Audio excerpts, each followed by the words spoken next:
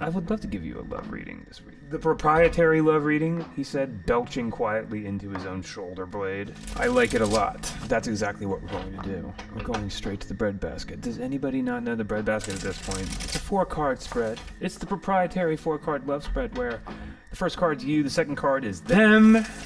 Finger pointed accusingly or tantalizingly. The third card is the energy created between the two of you. Aw, like a little baby.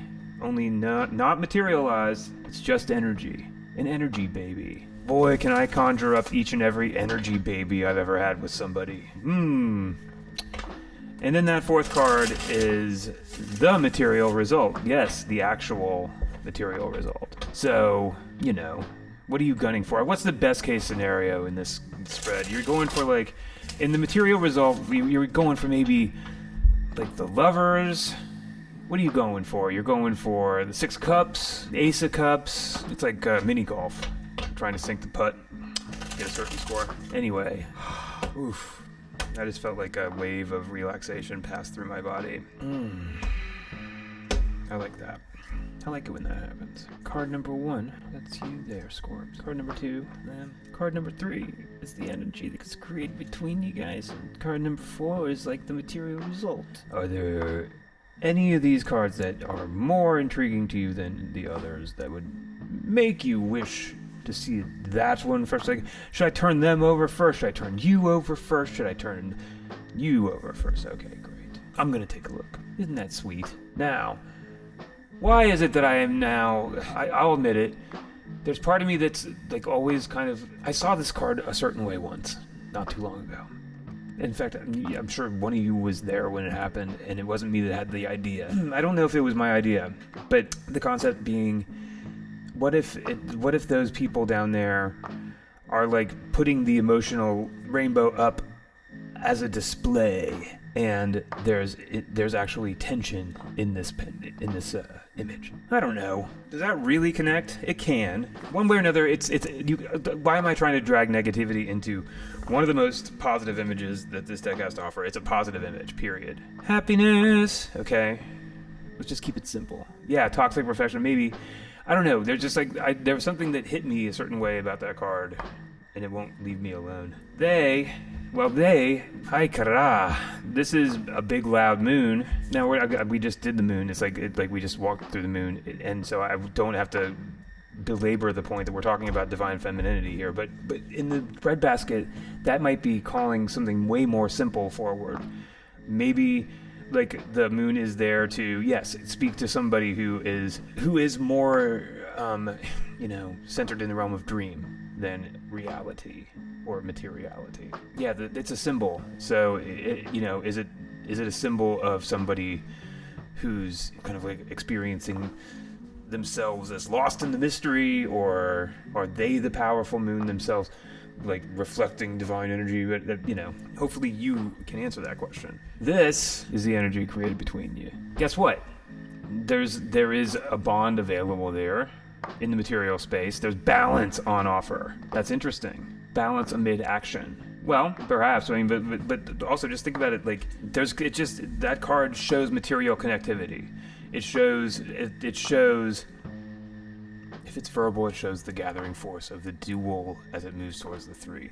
But in Pamela's deck, it also is just there to offer a doorway into all sorts of metaphors around balance and material simplicity, the ability to withstand sudden moves, but it's in the realm of the real. Sure, I like that, feel the good with the bad. I mean, anything hermetic is going to go into that too. This is the priestess that we're talking about too. It's like we're building the gate with these cards, so that the 2 of Pentacles can be experienced as just like the most basic form of manifesting on the material plane. Under the, with the assumption being that the ace is on the other side of the so-called veil. As a symbol, it's just divinity's materiality that we can't experience at all. Anyhow, let's just see what this 4th card has to say around what's to come of this bond. This is a pretty promising card, I must say. Mother Earth!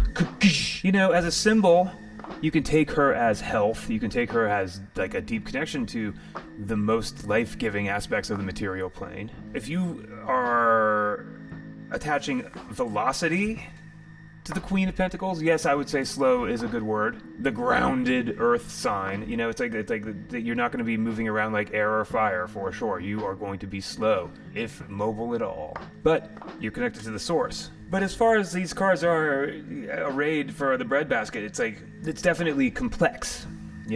That moon is so complicated. That queen is so vague. And they're both feminine in aspect. Is the queen referring to you? Is the queen referring to the relationship on some symbolic level into itself? Is the queen referring to them? Who is experiencing the queen's sense of connectedness to the elemental realm? Or power, I should say, over it, not connectedness. So many questions. Bottom of the deck. It is a fiery Knight of Swords, suggesting, of course, the hot pursuit of a new idea. The hot pursuit of a new idea. Scorpio, would you like a fifth card? A little piece of advice? A little pizza advice?